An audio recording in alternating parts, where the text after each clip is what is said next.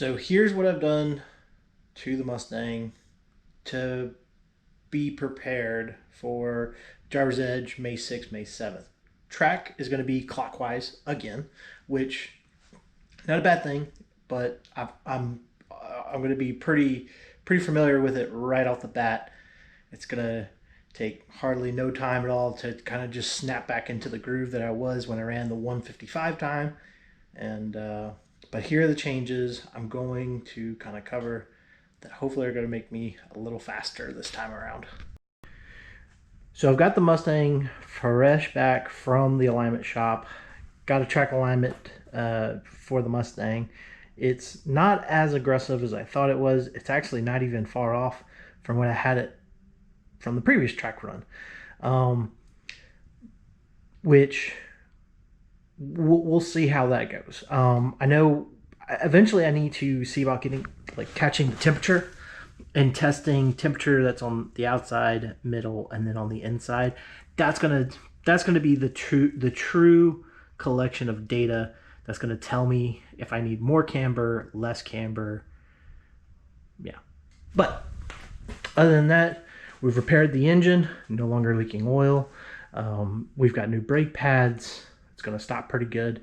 So, along with that, I've got the new master cylinder, these guys, that were installed into the car. So it doesn't take much effort to build up the pressure.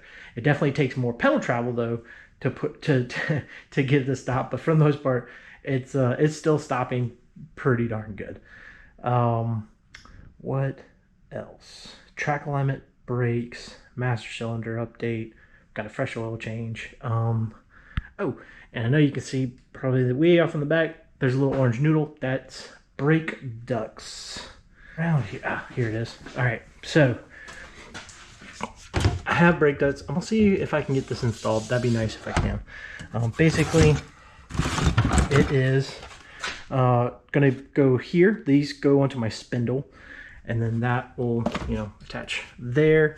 The other side, where my racing is already built in to the front bumper, the brake duct holes.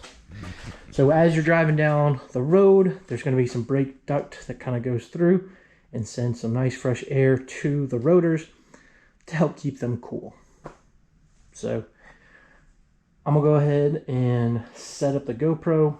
Gonna go out there. I'm gonna try to log some video just so I can take notes of the changes that I make to the Mustang so that I know if I need to go back, I can reference the video. So current settings on the car, really I'm just referencing my previous setup. Is I am 2 clicks softer in the front coilovers and I'm the same in the rear. The rear's pretty stiff, but I softened 2 clicks on the front coilovers, so we're going to see if that allows the front to get a little bit of bite, and let's see if that still gives us some understeer, or does it start giving us more oversteer.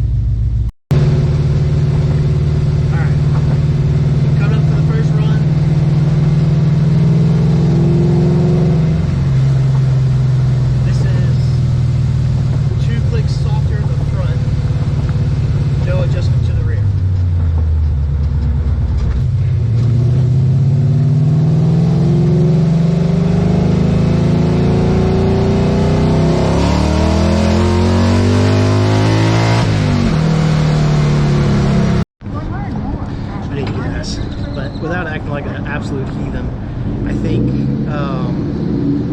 the 2 clicks softer, that's going to be on point for what I'm able to do currently. When we get to the track, we'll address if at the limit we need to go softer or stifter or something like that. But right now, the 2 clicks softer gives it a little bit more bite. It still keeps it at the edge of understeer, which is kind of what I'd rather be. It's safer to be at understeer, but I do know that if I keep going, I will start producing oversteer.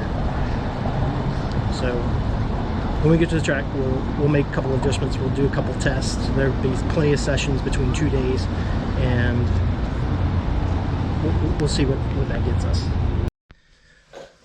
All right, so I'm back. Here's what I've learned. I feel like with the suspension settings that are currently on the car, it's right on the cusp of that understeer, oversteer. Now, granted, I wasn't able to, you know, set a lower tire pressure, get the brakes heated up, get the tires warmed up. I did have some sort of limitation, being that I'm not on a racetrack. I'm on that edge of understeer and oversteer. If you absolutely really lay into it and you really shift that body weight like you mean it, you can get the car to rotate and oversteer.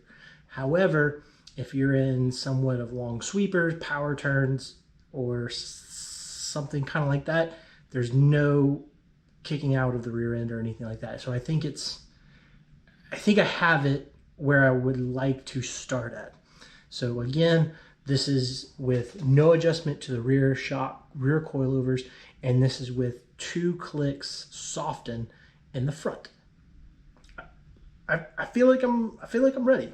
There's really not much else to do. All the fluids have been checked, topped off, and are fresh. The brake pads have been used today, I guess you could say. I think the tires are going to do good enough.